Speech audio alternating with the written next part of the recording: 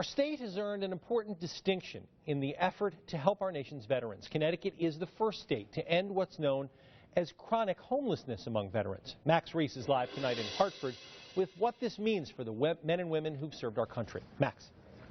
Hey, good evening there, Brad. This is a very big deal because Connecticut now leads the country when it comes to chronic veteran homelessness by this very positive measure. Yes, there are still some veterans out there. The state doesn't know their names or where they are. But for the veterans who've been in and out of homes, most of them, if not all of them, are on a path to living somewhere.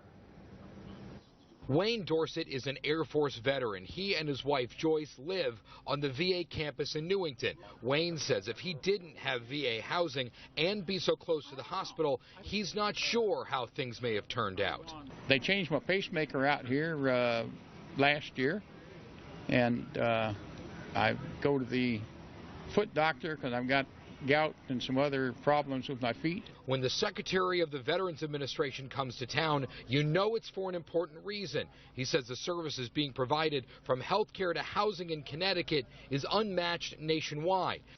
There's no question that the investment Connecticut has made a difference, and that if we can get that investment from other states, we'll be able to accelerate our progress. Connecticut is the first state to end what's known as chronic homelessness among veterans. The state tracks veterans who've been homeless 4 times in 3 years.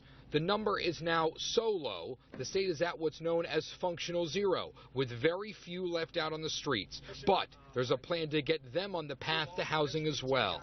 And that by the end of the year we end homelessness amongst veterans, period. That's what we need to do. Joyce Dorsett says of all the facilities she's been to with her husband, the one in this state has been her favorite. We have lived in many other states, and Connecticut has taken the best care of him for the veterans than the other states that we have lived in.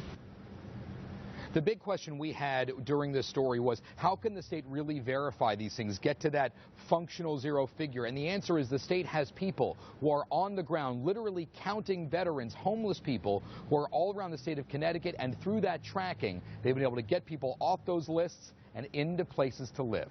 Live in Hartford, Max Reese, NBC Connecticut News.